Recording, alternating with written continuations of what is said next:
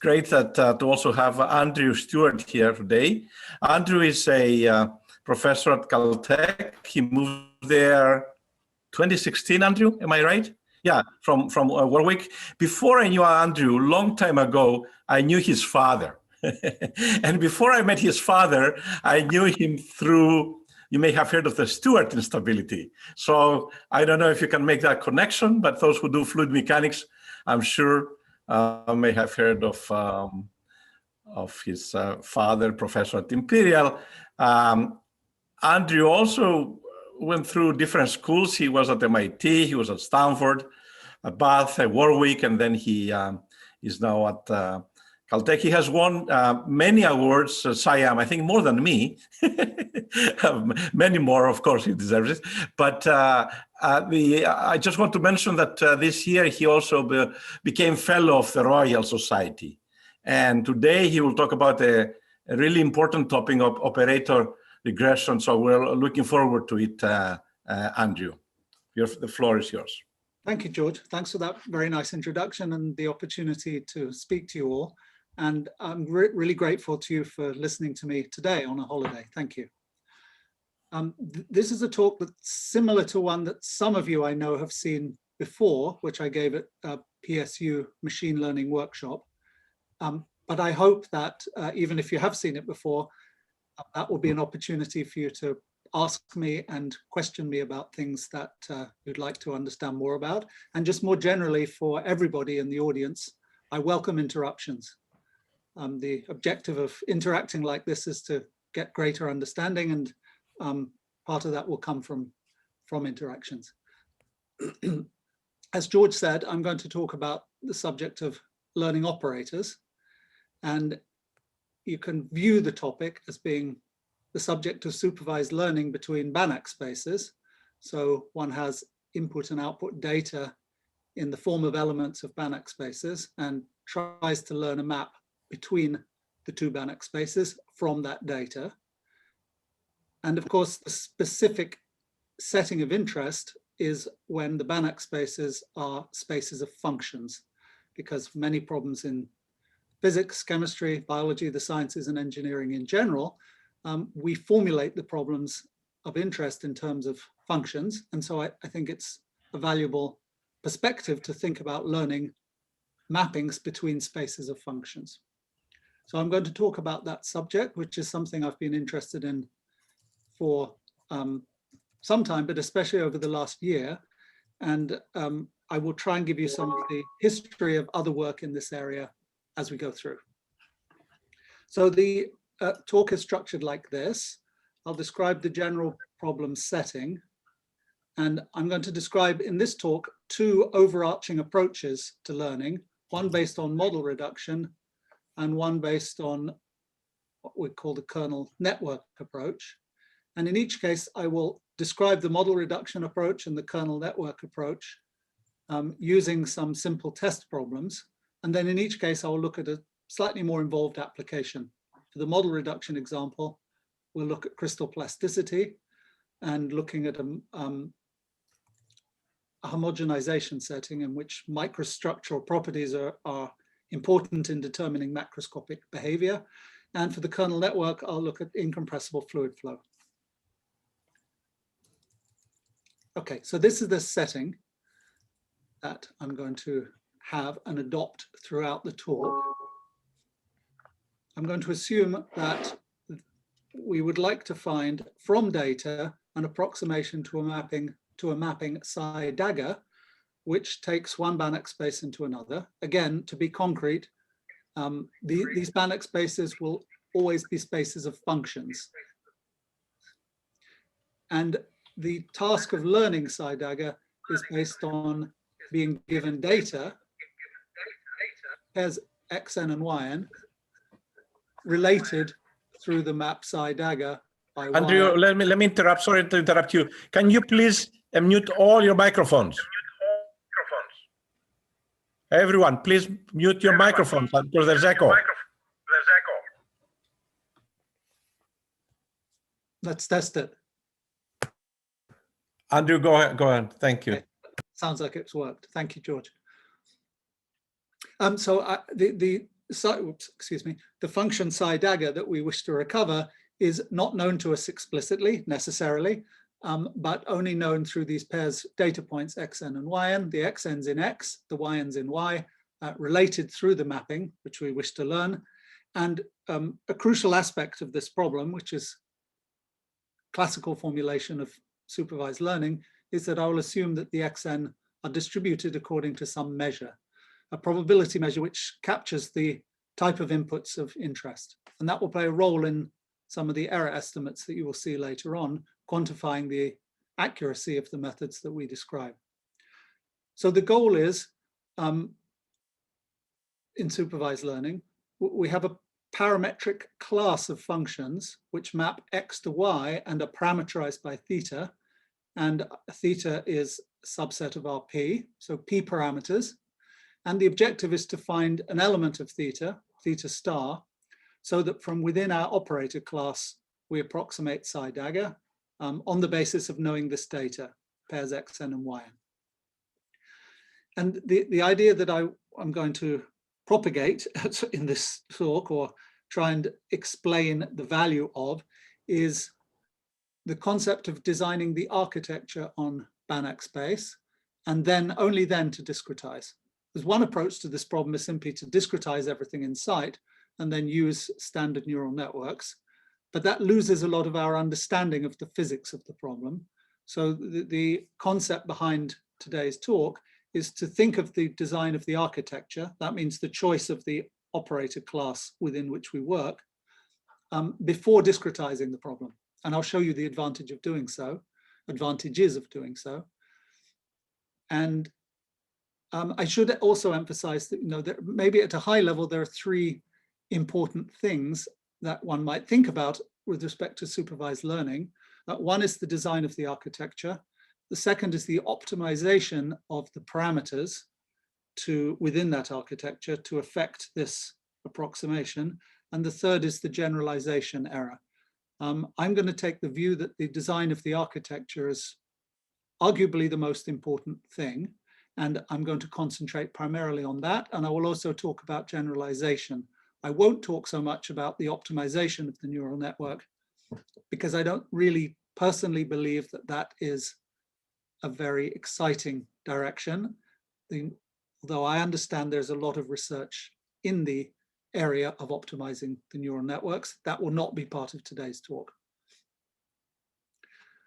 Okay, so let me give an example. And this one will serve to illustrate the model reduction problem with which I'll start, model reduction approach with which I'll start. So I'm going to take the Darcy flow for flow in a porous medium, in which one has a permeability field A, which is a coefficient in a divergence form elliptic partial differential equation, whose solution U represents the pressure or the piezometric head in the porous medium, the fluid in the porous medium. And I'll look at this problem with a source term F representing source and sink of fluid, and just with Dirichlet boundary condition. So there are a number of different maps one might be interested in determined by this problem. And I will focus in this talk, although we've looked at other ones, I will focus in this talk on the mapping from the permeability A to the pressure U. So the operator of interest, psi dagger, takes A, which is an L infinity function, and maps it to U, which is a function in H1 on the domain D, which I'll think of as being bounded open set. And in the numerics that you will see, and the theorem that we will prove about this method, we will look at the relative error, which is the following, measured in the following way. We look, of course, in this case, we know psi dagger, at least numerically we can compute it. So we'll look at the difference between psi dagger and our trained neural network in a relative sense in the L2 norm on the domain, averaged over data taken from the probability measure mu.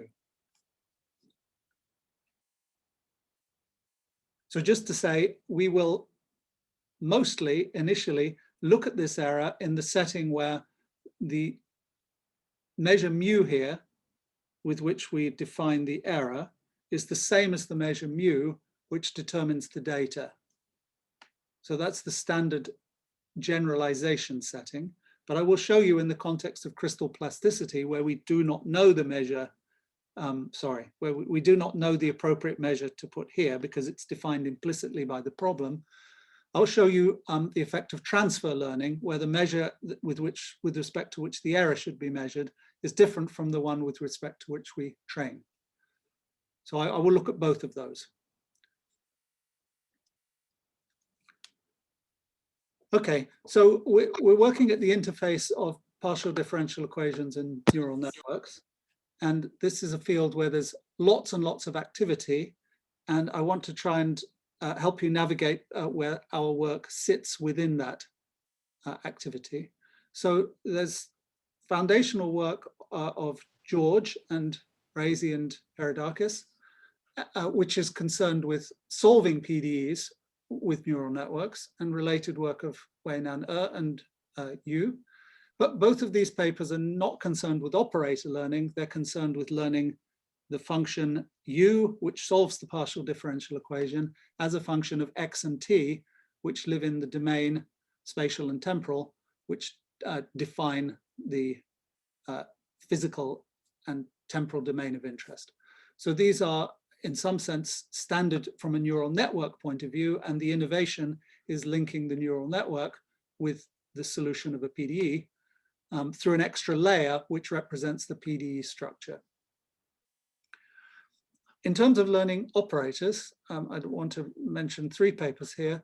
There's early work of Zhu and Zabaras, which I will describe in a moment. There's work of Ku, Liu, and Ying from several years ago. And there's a recent excellent paper of George and his group, which maybe several of you are here, which have been involved in this paper, concerned with deep ONet. Our work is closest to this, and I will explain to you some of the connections as we go through. And I'm grateful to George for drawing my attention to this paper, which I wasn't aware of initially when we started working in this area last year. So let me describe what goes wrong if you don't adopt the philosophy that I'm going to try and explain to you in this talk. So an approach to the problem of learning an operator between Banach spaces is simply to discretize the Banach spaces to get large input, high dimensional but finite dimensional input and output spaces, design an architecture at that discretization, and then train. The issue with this is that it doesn't scale well to, in the following sense, that ideas that you develop on any given mesh and specific architectures that function well on a given mesh may not function well on a different resolution. So this work of Zhu and Zabaras was designed at a particular level of resolution, around 50 by 50 grid, and this concerns the example I showed you previously. So learning the mapping from A to U in the Darcy flow. This excellent paper trains on a particular level of resolution, and it attains a relative error of less than 2%. So that's great. However, what I want to emphasize is that what you learned as in terms of designing an architecture to represent the solution map was very much tied in this particular methodology to the specific resolution that you used. And if you take the same conceptual architecture and then train it at different levels of resolution and compute the relative test error, you find that it increases.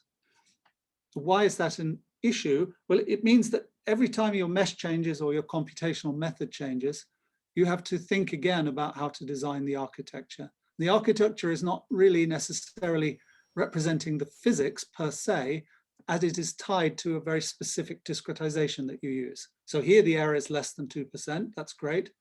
But up here it's above 10%. So what you learned at this resolution doesn't help you at this resolution. Andrew, can I ask a question here? I would be grateful, yes. Because we've seen it also, you know, we parameterize the space using a correlation length with GRF, but it's the same thing. So what if you train, what if, because it's offline, so you can afford it, what if you do it, how would this curve look if you train it at 400? and then you go to higher or lower resolutions. But 400, basically this characterize the space with a very small correlation length, more expensive, clearly, but now you represent the space better. Yes, I understand what you're getting at. I think it will not change fundamentally, because the issue here is not that the problem is under resolved here and is resolved here. I think the problem is fairly well resolved at all scales.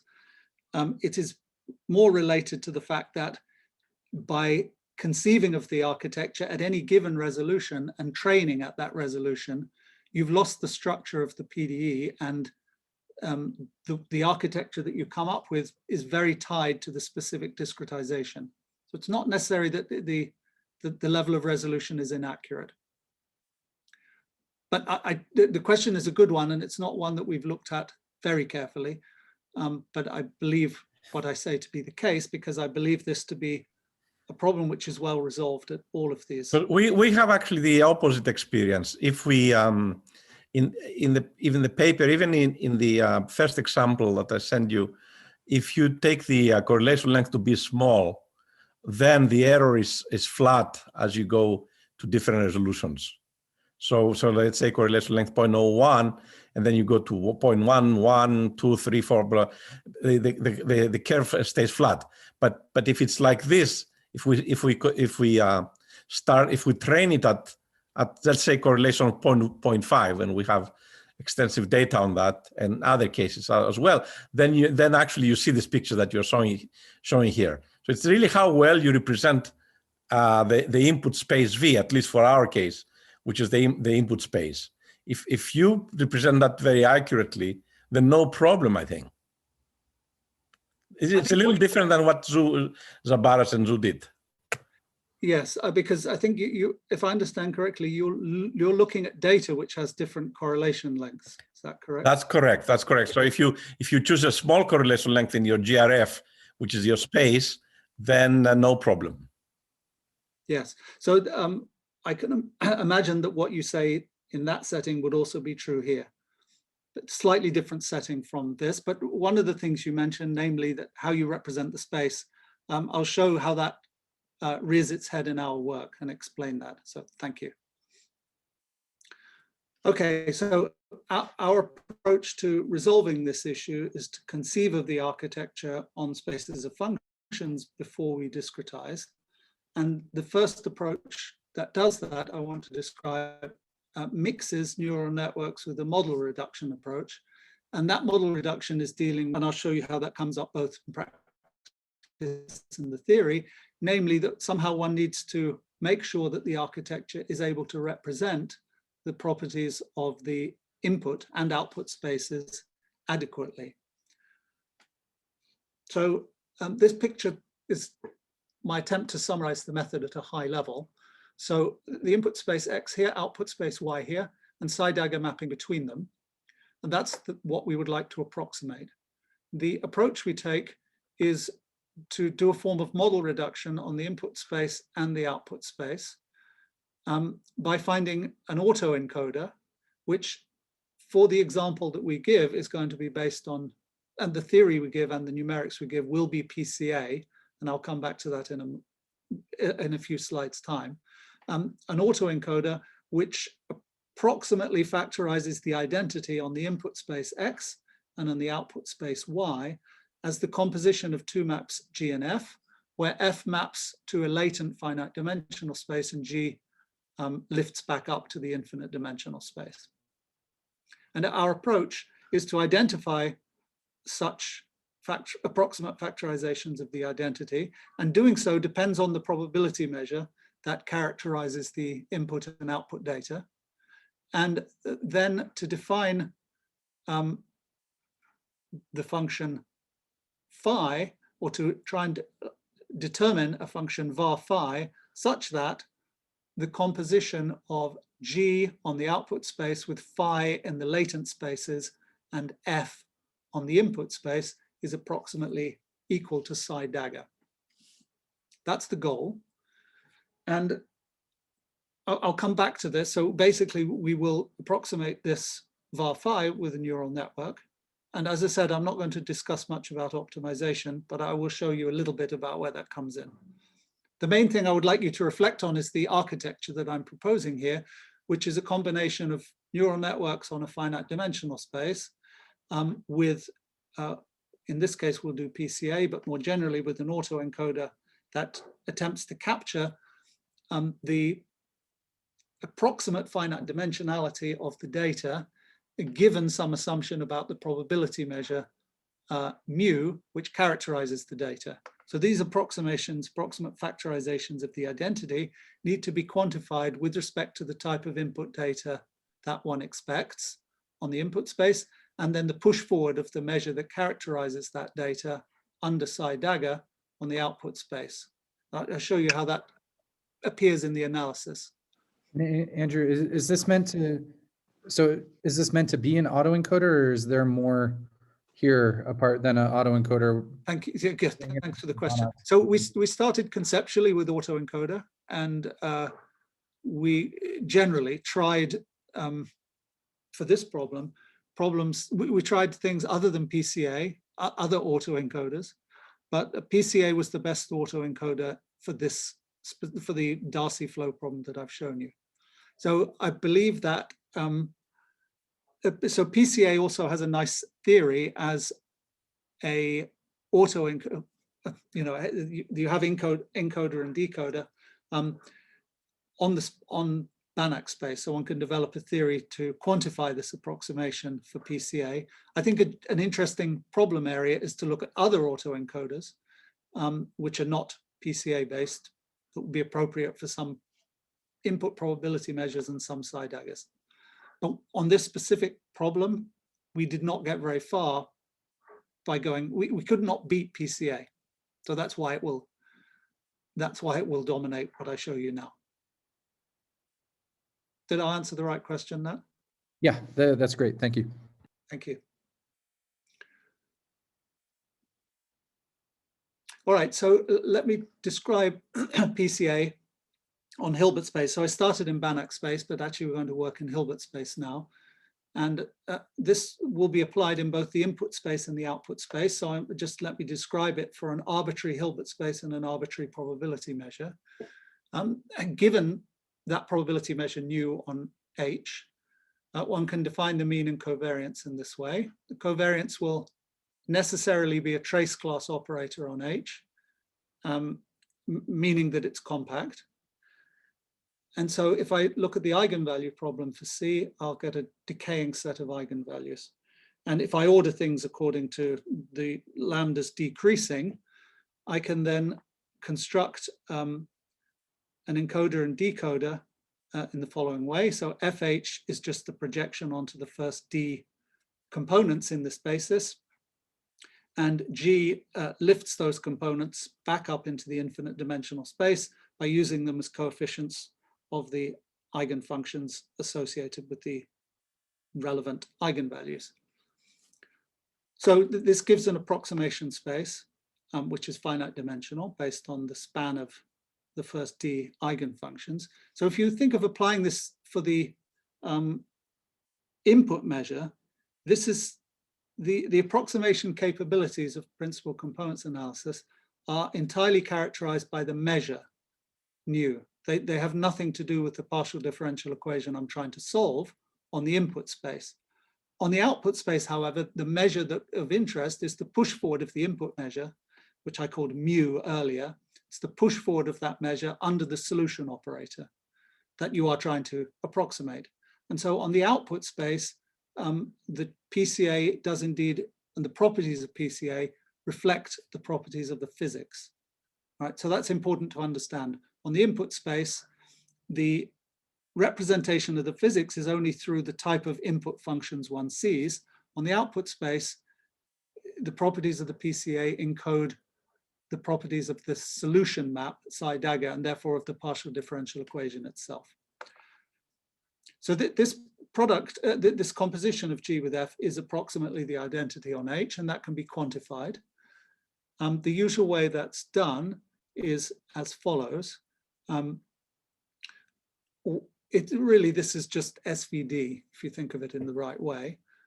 You can look at the error through approximating onto the finite dimensional space through this projection operator, which is the composition of F and then lifting back up again. If you look at the best possible approximation in this sense, so you start to see where SVD would come in. This whole thing is a Hilbert space.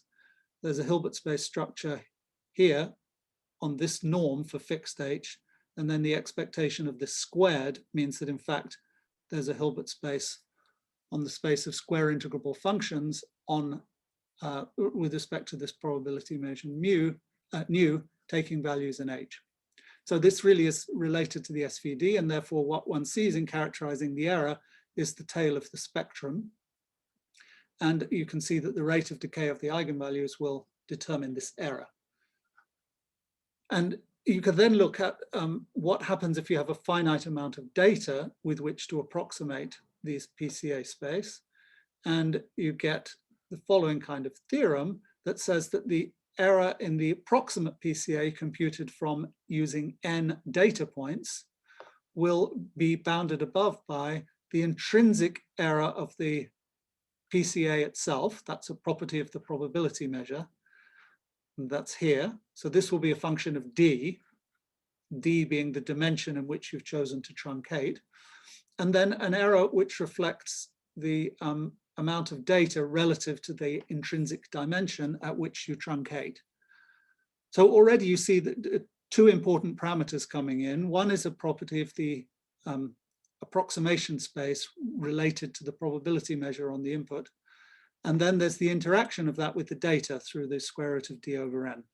And these will themselves interact with the approximation of the neural network on the finite dimensional space to give us a theory in a few slides' time.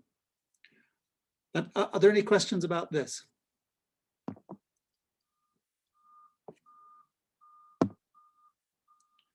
Okay, so just to remind you of the picture I showed you, we can define phi, which is found by composing the decoder on the input space with psi dagger and the encoder on the output space. If you do that, you get something I will just call psi PCA for a moment, because I've not used neural networks.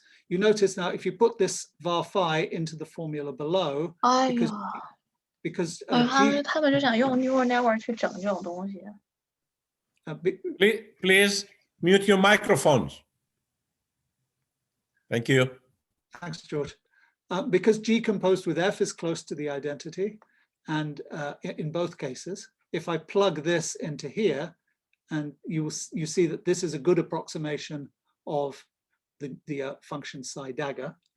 And what we then do is aim to approximate this var phi by neural network with a function I call psi, and then our overall approximation is this.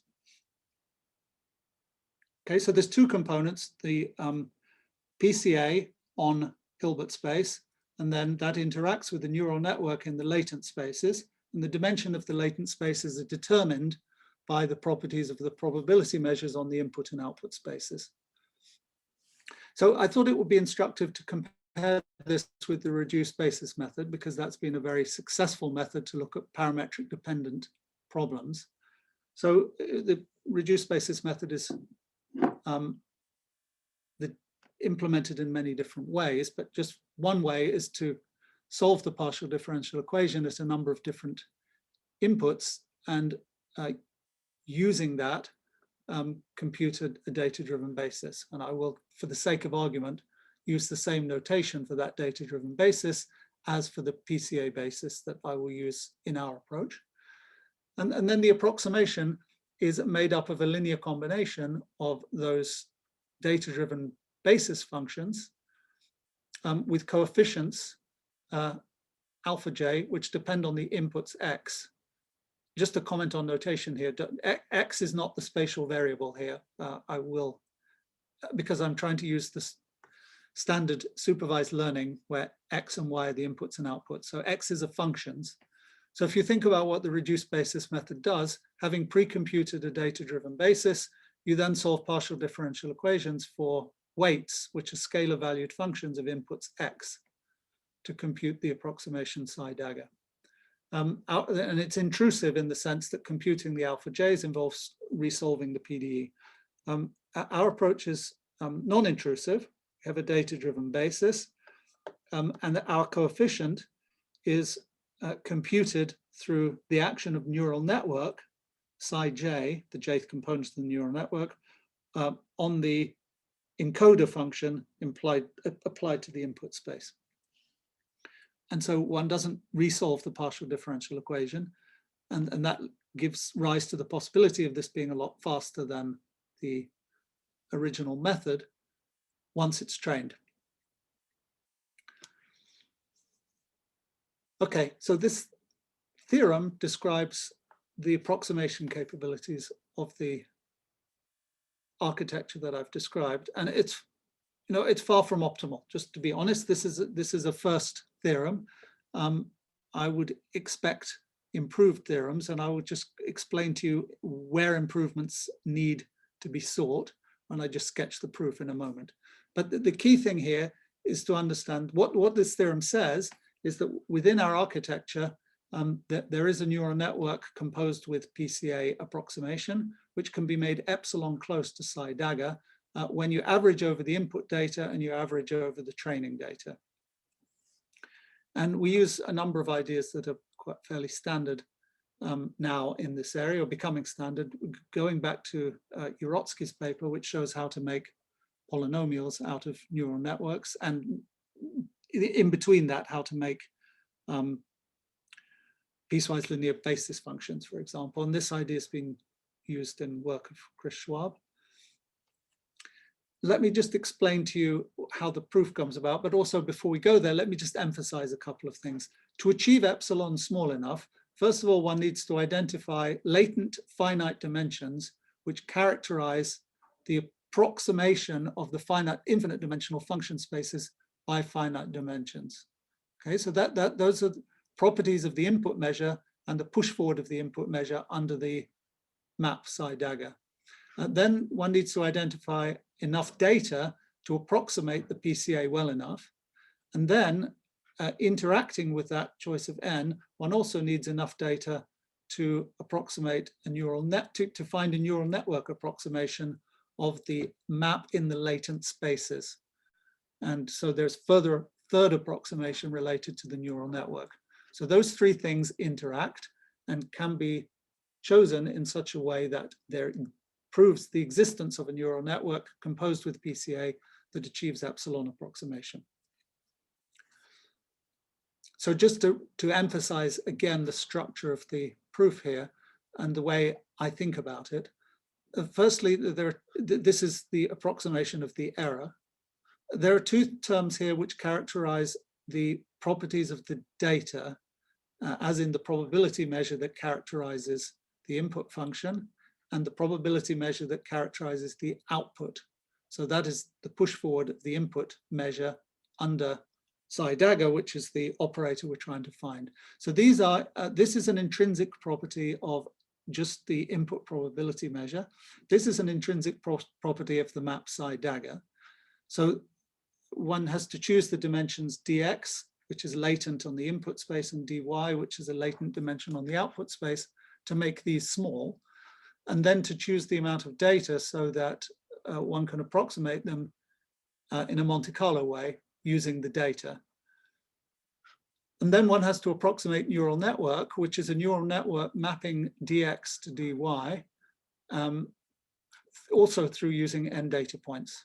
So we use standard universal approximation theorem to quantify this. And it's there where our analysis is the weakest. So better analysis could lead to a more detailed understanding of the relationship between the neural network and n. And since n depends on d, that would be related to the intrinsic properties of the input probability measure and its interaction with psi dagger. But I like this theorem because it explains what are the component parts of approximating an operator between Hilbert spaces in this case. I have one quick question. I'm sorry. You have these square roots of something over n. That looks like a Monte Carlo kind of estimate. But I guess given that the left-hand side has a e to the nn squared, I guess I would have expected that to be a variance rather than a standard deviation. Yes, we puzzle over this ourselves. I have the same visceral reaction. It's really it's a question of when the Monte Carlo approximation is applied. So the reason that where you're coming from is that if you look at the square of something, the Monte Carlo approximation is often 1 over n, and that's because of in a Hilbert space the term you have mean zero within, if you center things correctly within the Monte Carlo approximation, and if you compute the square of the error and the randomness enters in the right way, the cross term in the Hilbert space is mean zero, and then the contribution that gives the 1 over n that you're referring to comes from the next order computation. But in this case, we're not applying Monte Carlo in that way. We're applying Monte Carlo directly to this object. And these kind of error estimates are standard from learning theory in that context. Okay, I think I kind of understand what you're saying. Thank you. Thanks for the question. It's something that always bothers us, and I'm trying to develop a good answer to that question, so I like receiving it. And happy to discuss more later if it helps. So let me return to the specific example I gave with a specific choice of f being 1 and g being 0. We look at, our probability measure is found by thresholding a Gaussian random function to find an interface which separates two values for the permeability, which in this example have a ratio of order 10. And then we compute, I think, 4, and then we compute the pressure field. So this is a typical input and a typical output. But remember, we're learning the map from all inputs with respect to a probability measure, of which this is a typical example, to all outputs. And just to link back with what I showed you earlier in the work of Zabaras and Zhu, I wanted to show you here that the relative test error is independent of the resolution. So the architecture that we have learned is one which works at every single resolution and delivers the same level of accuracy. So the key point here is that when you invest in thinking about the architecture and understanding what works, you're understanding the properties of the problem. So in terms of the theory I've just described, you're understanding the properties of these intrinsic approximation properties of the spaces X and Y. You're understanding the effect of the data, and you're understanding the effect of the neural network. Once you've understood those, they are intrinsic and independent of mesh resolution. So if you get it right, then what you do works at all resolutions in the same way. And furthermore, returning to the good question that George raised right at the beginning, and I can show data later on if you're interested. Here we're retraining at every resolution, but you can also take a network trained at one resolution and use it at another and obtain a good relative test error. So that is, again, in a nutshell, I want to say it again because it's really the key point.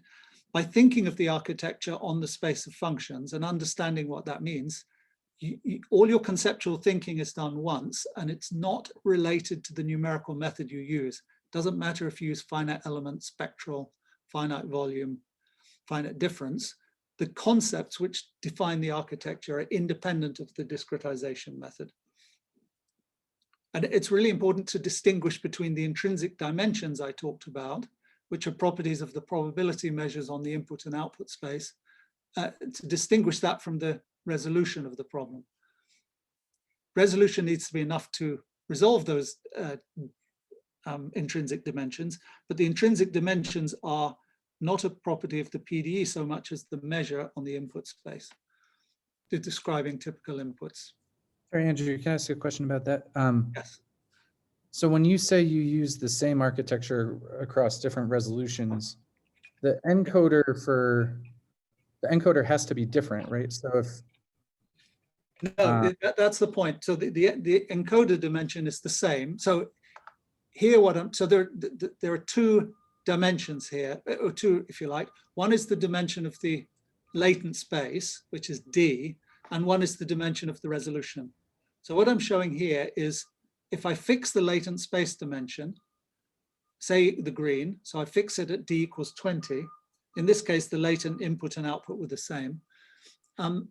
So in all of the computations I do, the latent space has a fixed dimension, but the computations of the PDE are done with different levels of resolution, but I get the same error. Now, if I increase the latent dimension, the error goes down. That's because these R mu terms are decreasing.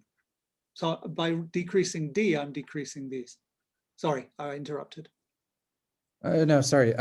So I was saying, so you're keeping the subspace fixed, and you're projecting for larger, fully resolved. Exactly. I'm fixing the intrinsic dimension of the latent space and then changing the resolution as I go. If you fix a color, that means I've fixed an intrinsic dimension for the PCA, and then I change the resolution. Got it. Thanks. Yeah, so that's the absolutely crucial distinction. And there are these two finite dimensions in here. One is intrinsic to the problem and properties of the probability measure, that's D, and then the other is the mesh resolution.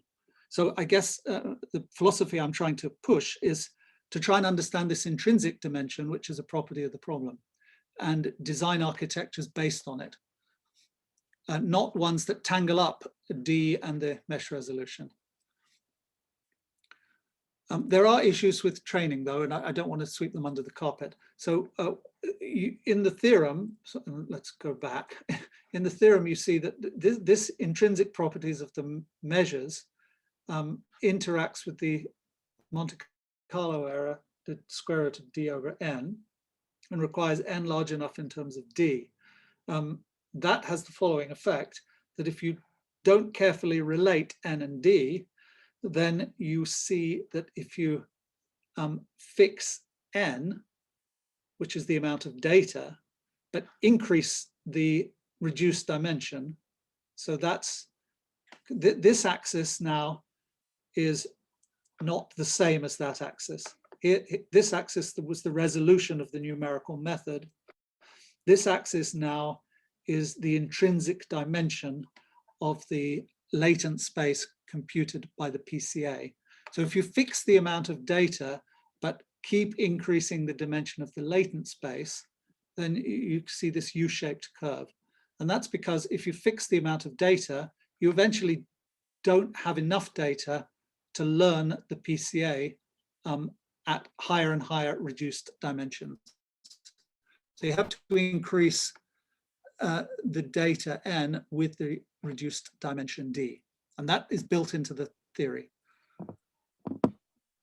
If I may just ask maybe a technical question, when you computed the dimension, the PCA, was it performed at the same resolution as the test, or was it the PCA modes were evaluated at much higher resolution and then needed the projection on that? Yes, thank you. The point is that we fixed in this experiment, we fix a dimension, let's say 70, look at the red curve, and then everything was then done with a given fixed resolution. So we did the PCA at whatever resolution you're looking at, 50, 100, 200, 400. But the PCA was all done at the resolution in question, and then the PD was solved at that same resolution to train the neural network. So once I fixed this intrinsic dimension, everything I did computationally was at the fixed resolution, PCA and neural network. Did I answer the right question, Tama? Absolutely, thank you. Thanks. I also have a question, if you don't mind. Yeah. So the encoder and the decoder that you're using are linear, right? Because you're using PCA. That's correct, yes. So how that has an impact on the analysis, or anyway, how do you think that Yeah, so it has an impact on two things. It makes the analysis easier, that's for sure. But as I'm going a little slower than I intended, but I'm going to show you a different neural network, which corresponds to nonlinear approximation space. And I will show you that we can get better approximation of the same problem precisely by going to a nonlinear approximation space. So that's a very perceptive question. Thank you. Andrew, by the way, you don't have to finish at 5. You can go on as long as you want. Okay, and I won't go on for a long time. And by the way, when you say 5, I assume you mean your 5 and not my 5, because otherwise this would be either is okay with us, with me. I have a little aside. The very first time as a PhD student that I gave a talk outside of Oxford, where I did my PhD, it was in Spain. I was visiting Valladolid. I talked for an hour and 40 minutes before I asked them how much longer I had. And then they told me I had minus 40 minutes. I've never made the same mistake. No, you can because there are lots of interruptions, so you can finish your talk. Don't rush. Yeah. Okay, thank you. And I really appreciate all the questions. They're great. So don't stop asking questions. All right, so here's a problem to which we applied this method. So this is what's known as crystal plasticity. So it's if you're familiar with nonlinear elasticity, these look like the equations of nonlinear elastodynamics, except that we have these, in terms, the constitutive law involves what are called internal variables that capture history and enable the modeling of plastic behavior. So P, here, so this is the stress-strain relationship. So here are the strains which are undergone by the plastic body.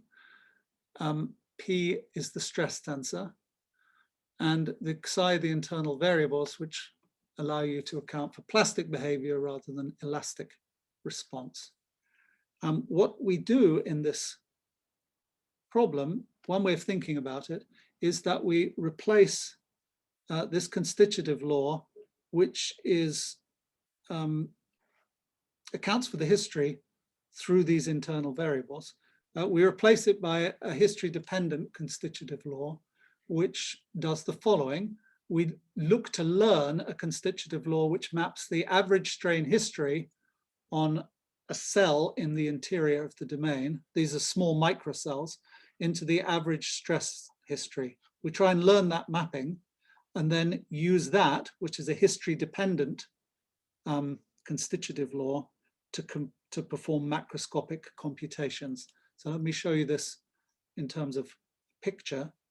So we have, this is at a very small scale, one has a microstructure, and we compute using the encoder-decoder idea, the average strain history and its relation to the average stress history. So specifically, we map the average strain history on the cell, on the boundary of the cell, to the average stress history seen by the cell.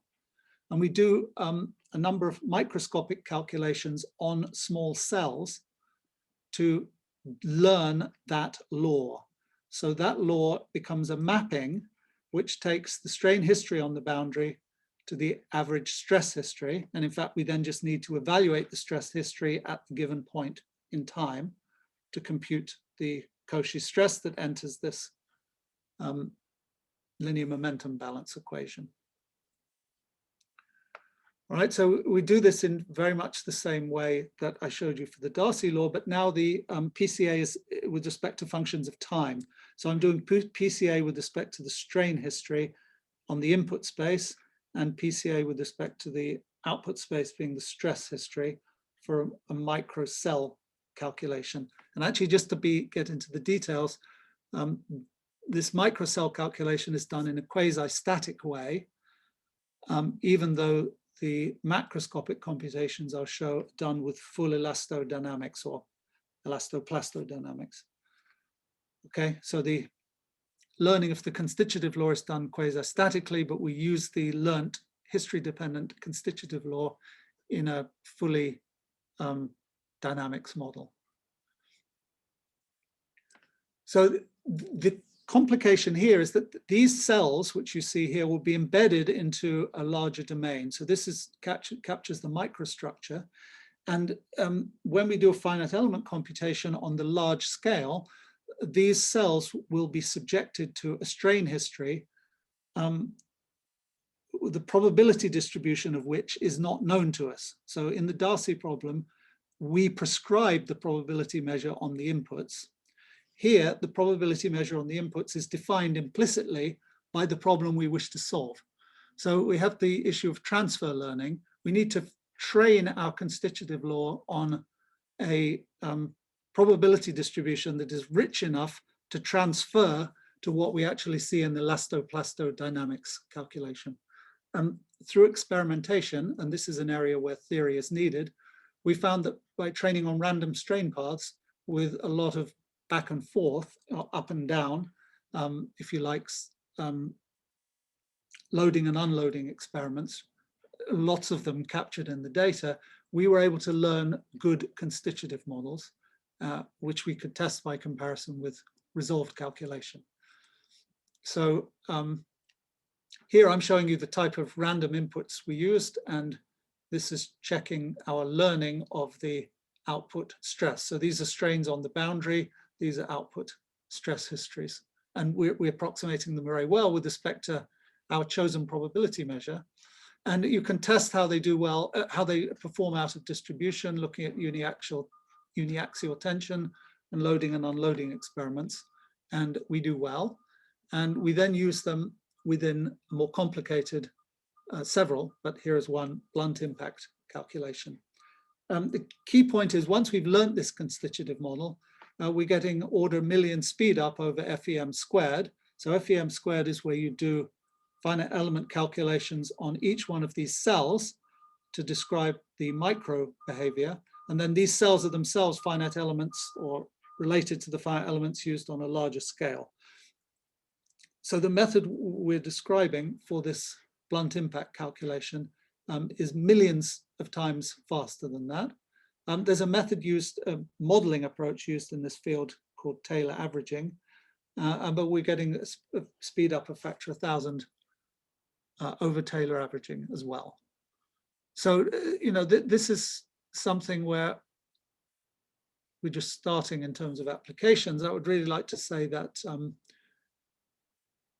there's a need for a lot more theory to understand things here. For example, the fact that the relationship between where we train and what actually happens in the simulation and trying to quantify that difference.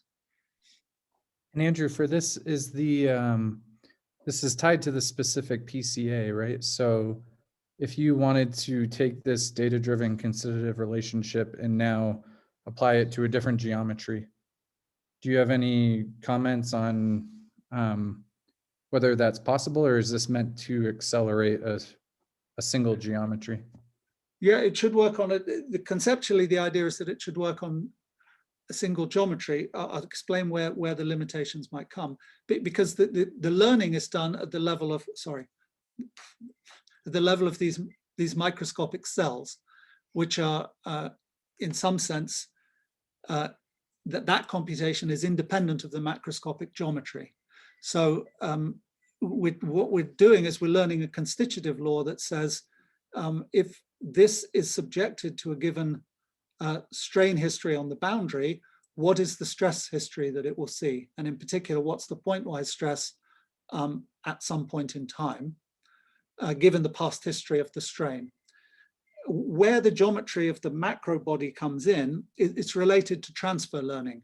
We just are empirically showing that when we trained on these random strain paths, which the important thing is these random strain paths are just employed on the boundary of a cell far away from the physical, you know, without seeing the geometry of the physical domain. The question is, how good were these random strain paths that we trained on? And that is going to interact with the geometry of the overall problem. And that's why understanding this transfer learning, the fact that we're really testing out of distribution, here by doing some simple loading unloading experiments. But in this calculation, that there are these tiny micro cells in here which are experiencing a certain average strain history on their boundaries, and that will depend on the geometry. So the geometry of the larger domain will affect how useful transfer learning is. But I don't know if I answered the right question, because there's another geometric question which you might have met. Yeah, that was great. That was crystal clear. Okay, thank you.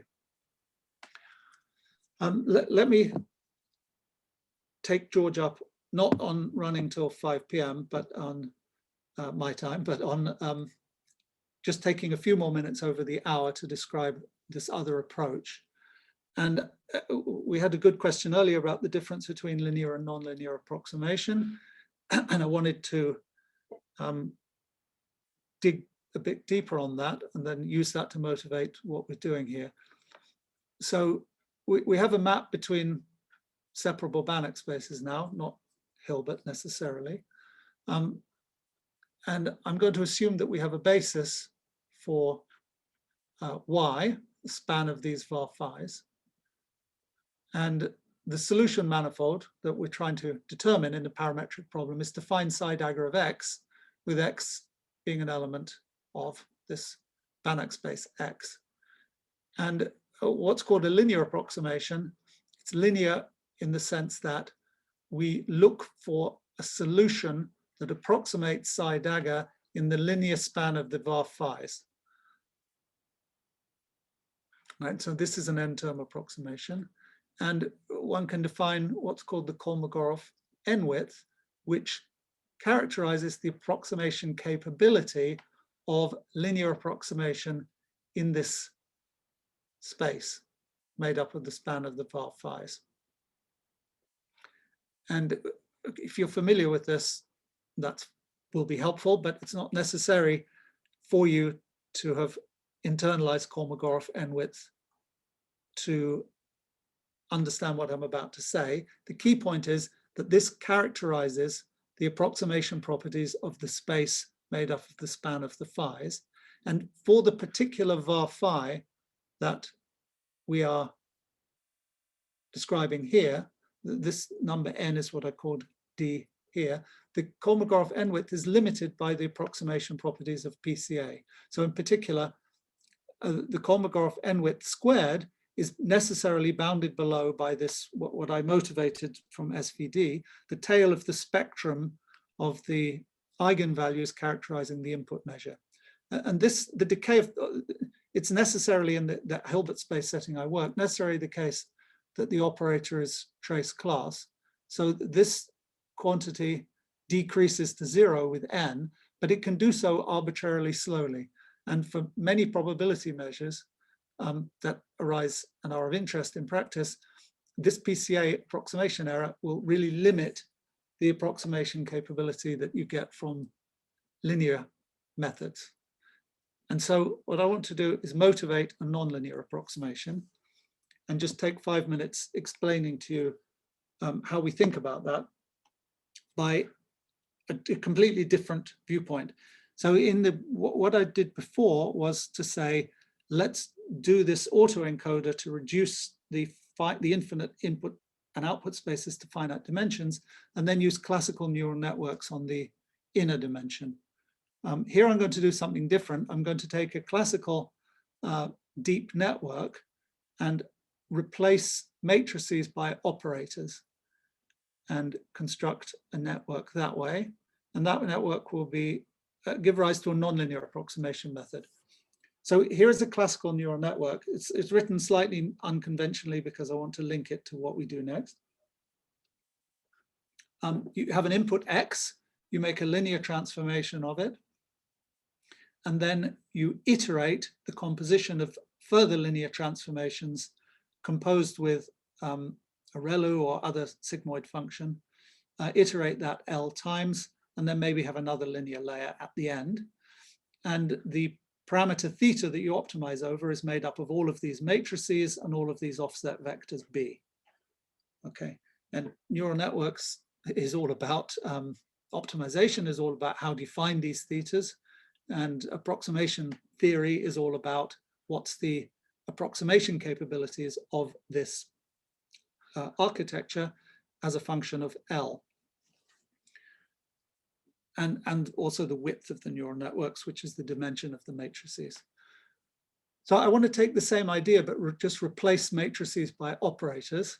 And there'll be two kinds of operators in here, some of which are pointwise, meaning they're just taking either a matrix or either a matrix or the ReLU function and applying it pointwise, meaning that the input things here are now functions x of z. So z is the spatial variable in the function, if you like.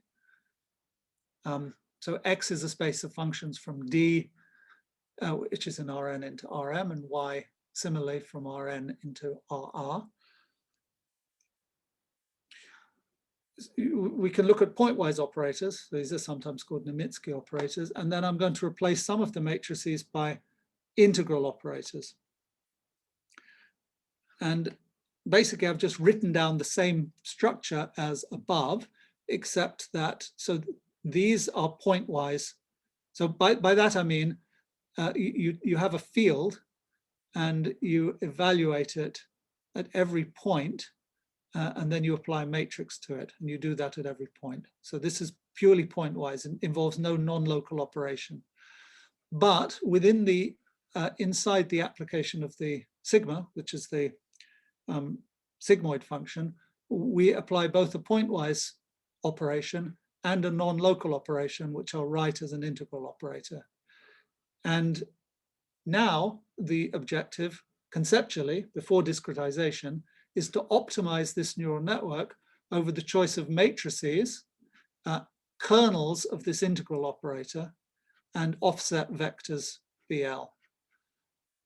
Okay, so now this is conceptually more complicated because as well as matrices, which are finite dimensional, I'm now optimizing over functions, which are these kernel functions of the integral operator.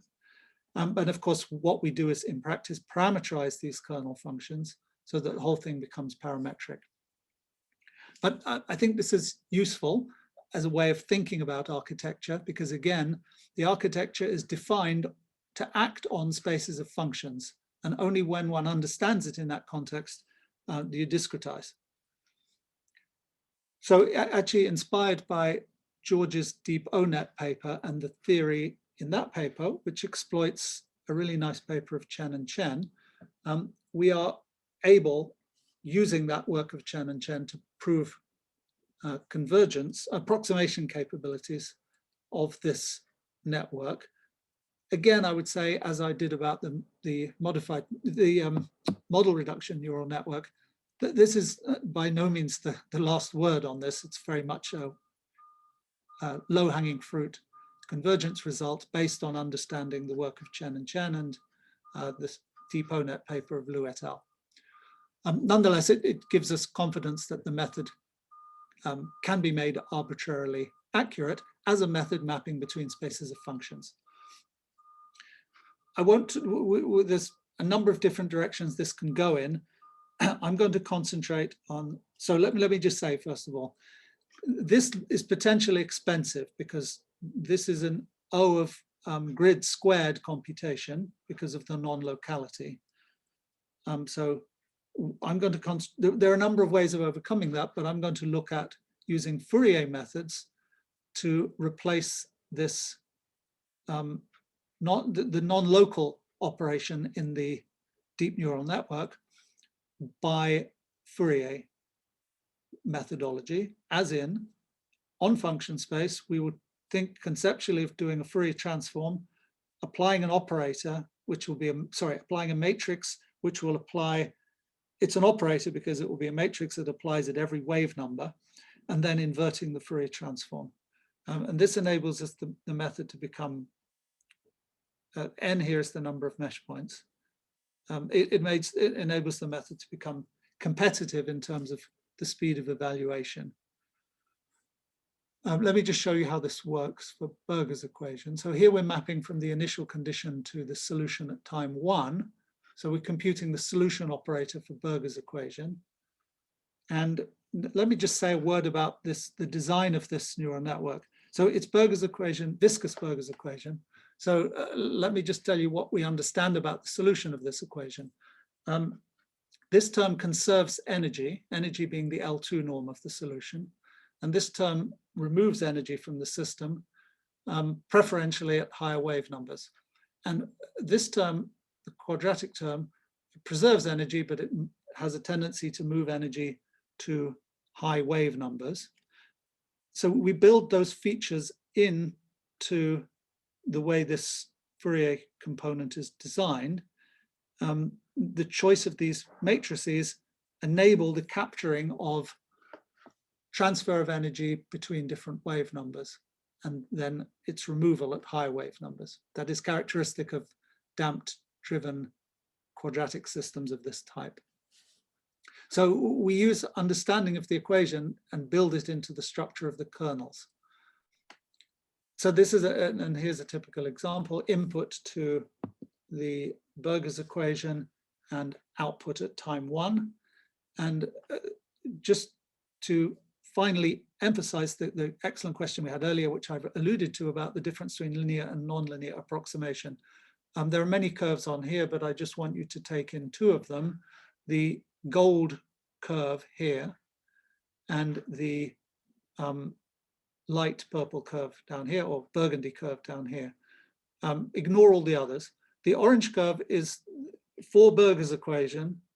We're computing the solution operator from the initial condition to the solution at a later time. That's a compact operator, by the way. And we look at it using the PCA method I described earlier.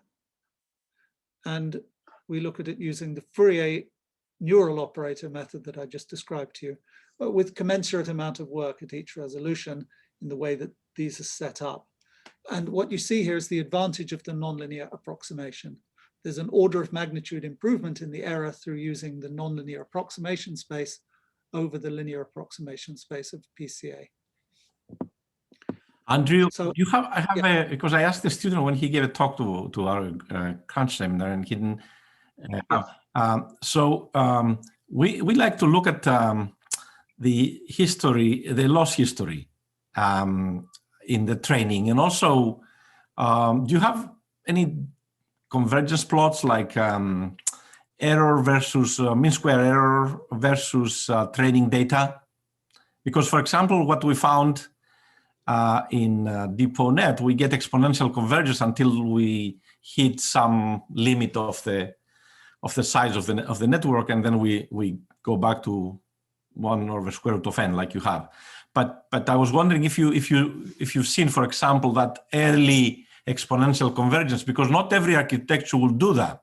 For example, a sequence to sequence, and the reviewer asked us to do that, would do well, but 10 times more data because the convergence is not fast enough. So what I'm saying is, it's important to also look at the training part of how fast you train.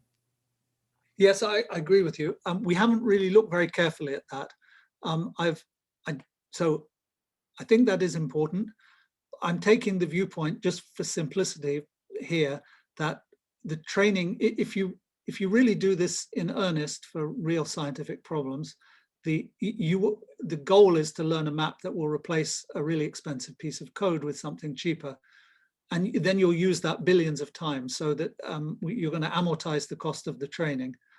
So I'm kind of brushing the training under the carpet, under the belief that if it can be done and you get decent approximation, what really matters is the approximation capabilities having trained. But I know that's a bit of a hardcore viewpoint, and I do understand that the interaction with the training is practically important. Well, I mean, if you do molecular dynamic simulations, we have now a multi-scale DeepONet, which we train using molecular dynamic simulations and continuum simulations. One molecular dynamic simulation could take a week. So it's, you see what I mean? In practical computing, you really need to worry about that. So what I'm saying is just keep track of, I mean, it would be nice to see some history plots or some convergence plots like that to see how well these architectures are doing in terms of the training part also. Yes. Thank you. Sure, you can amortize the cost, but you know, if you do hypersonics and so on, even 1D, it's very expensive simulation. So yeah, so what you're saying, and it's absolutely right, is that the training may be out of reach unless you've set up the architecture in such a way that it's efficiently trainable. And I agree. We are, you know how things go with writing for CS conference proceedings, but we're writing a journal paper about this methodology, and we will be including stuff about the training and looking at the loss function as a function of training. So thank you for that advice. That's very helpful. sure, thanks. I do have pictures for Navier-Stokes of the spectrum, I think, later on, which you maybe ask Song-Yi about. I will finish now. So you can carry out the same procedure for Navier-Stokes equation as I've just shown you for Berger's equation, and we have success there. I won't dwell on it. I think one thing to say here is that we're learning a solution operator, and one question to ask is, you know, what's a good measure of success when you learn a solution operator for a chaotic dynamical system? The Berger's equation setting is rather straightforward. For Navier-Stokes in this turbulent regime that I'm describing here, or even pre-turbulent when it's just chaotic, maybe rather than looking at trajectory performance, other questions of interest are more statistical in nature. So for example, looking at approximation of invariant measures by the learned solution operator, or approximation of autocorrelation functions and so forth. So we are documenting and writing up experiments of that type. But just to show you here that in terms of trajectory approximation, we are able to replace this is vorticity stream function formulation in 2D, simulation based on DNS with a learnt neural operator and achieve high levels of accuracy. Thanks for letting me go over time. I apologize for doing that, but George made me. Here are the conclusions. I'll just leave them there, and I'm happy to answer any questions you might have. Great, thank you very much, Andy. We had 75 people attending your seminar from 4 to 5, so that was great. It's a great success for. Thank you. Any questions for Andrew?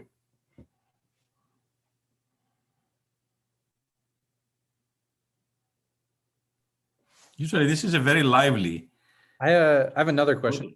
I don't want to monopolize, but so for your architecture, where you're generalizing to operators now, a standard MLP for a shallow architecture can, you know, if you have a ReLU activation, that corresponds to a piecewise linear approximation space.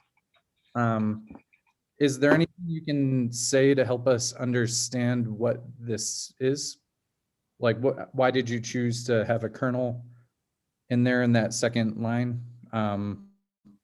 Does this reduce in a certain limit to a more classical architecture or anything like that? So the way we prove this, and this is work of Nick Kovachki, who's a PhD student in the department here. The way this is proved is really by using Chen and Chen's result, as also George does in this paper here. I would say that so this is a beautiful result, but it doesn't answer the question you're asking, because the question you're asking is really what specific structures, what specific structures in choices of K are good for a specific problem at hand. And the Chen and Chen paper says that you can approximate anything. So, you know, anything reasonable. So if you want to approximate a Green's function, you can approximate a Green's function. And we use that in the theorem. But I think the question you're asking is really a deeper one, and it's one that I would like to understand more. And let me rephrase it and see if I'm getting at the right thing. a question you might ask is, for a given problem, for example, let's talk about Navier-Stokes equation, where x of z would be the initial condition, let's say on the stream function, and y would be the stream function. So what comes out of iterating this map, y would be the stream function at a later time. I think the deep question underneath what you're asking is, how should these non-local operators be chosen? It's natural to define non-local operators because we know of the non-locality in the solution of the PDE. But to be a bit more quantitative about that and understand how one might improve the approximation capability by choosing these operators well, and how that would show up in the analysis, that's just a massive gap, I think.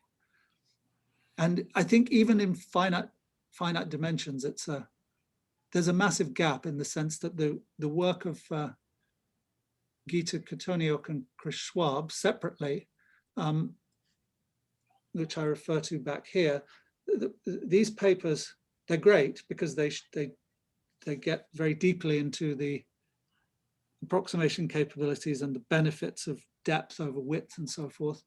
But nonetheless, ultimately, you know, Gita is converting neural networks into shearlets and various approximation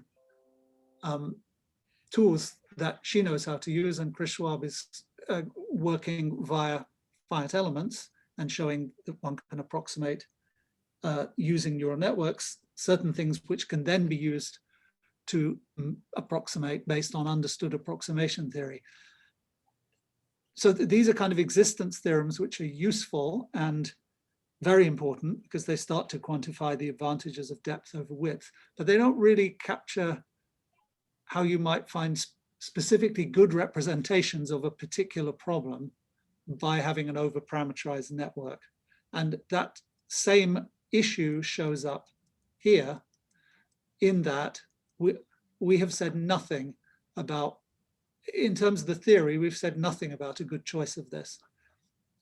We now have good practical experience. I've tried to build in the Fourier understanding of how damp-driven quadratic systems work.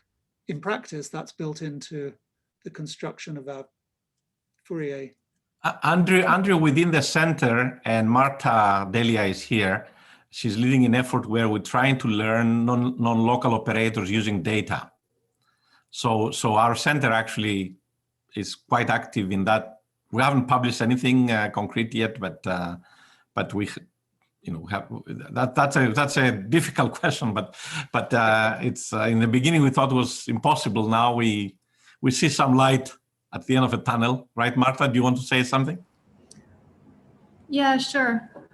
Hi, Andy. Thanks for your talk. Hi, Marta. Nice to see you. It was actually good to see your talk again because I was among the people that attended the other conference, but listening to it twice was actually good. And in fact, George, I did email Andrew after seeing his talk, and I was indeed wondering whether we could apply some of the work that we're doing in learning the kernel function to this type of framework. And of course, I was also interested, and I mentioned this to Andy, in the plasticity work or homogenization work, because that's another thing that we're trying to do, looking at the macrostructure and learning through local models. So it is something different, but learning the macroscopic behavior. But I do believe that the analysis of that additional term with the non-locality and the kernel function is not going to be trivial. Yeah, we are non-local in our center, Andrew. We are non-local. Let me welcome Samuel Lathaler from ETH. And the reason I want to put the spotlight on him is he wrote a paper that he hasn't released yet, 100 pages, theory on DeepONet. But he may have a question. Samuel, do you have any question for Andrew? Can you hear me? Yes. Yes, okay. Yeah, actually, I was wondering, you mentioned this importance of the nonlinearity in the decoding.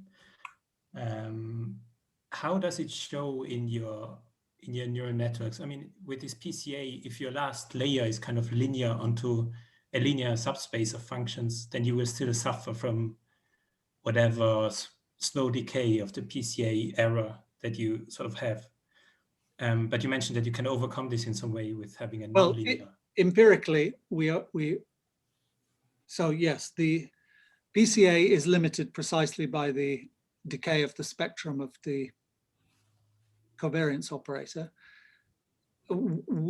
These neural networks that I'm describing here correspond to nonlinear approximators, as in if you look at the last layer as training a linear combination of the preceding layers correspond to a nonlinear approximation space.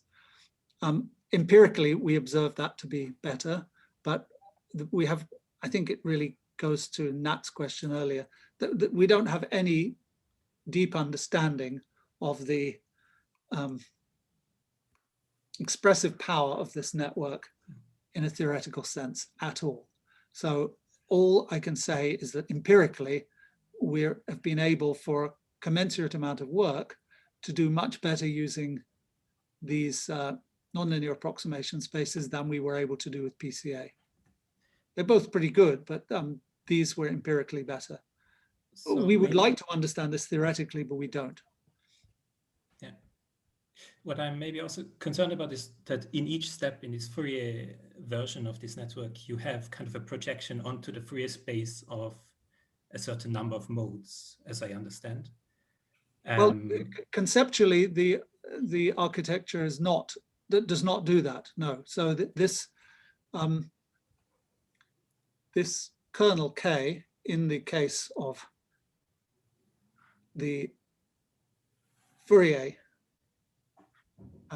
instantiation of this, what I'm writing down here, this architecture is defined on an infinite dimensional space. But maybe this is where you're going. So this theta L acts linearly in Fourier space, but it acts on every wave number.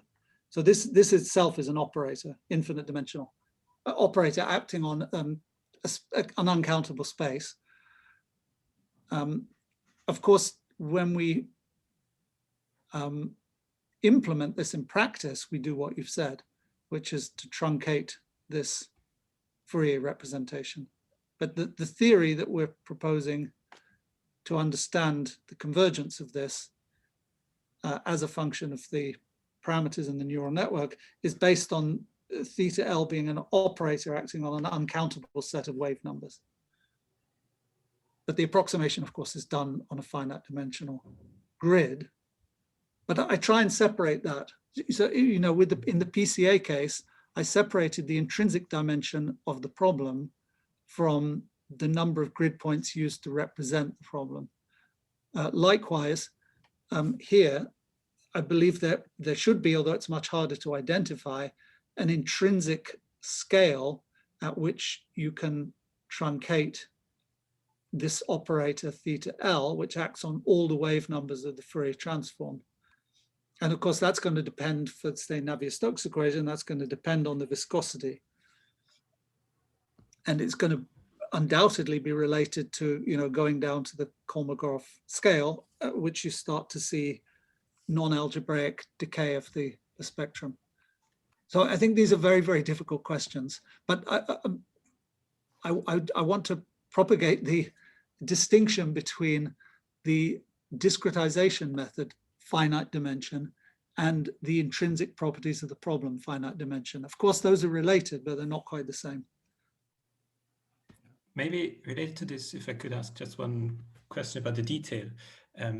You have this evaluation, in addition to the sort of convolution operator, you have the evaluation of the function at points. In practice, do you just evaluate this on a grid, or what?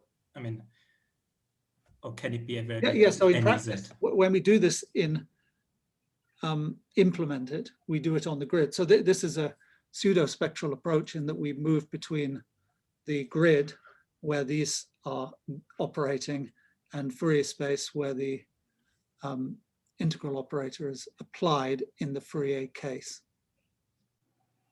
But the theorem I described is done without discretization. It refers to the setting on function space. So it makes no reference to the effect of approximating through discretization. The philosophy being to prove convergence on function space first, which is what we do. I see. Thank you. Yeah.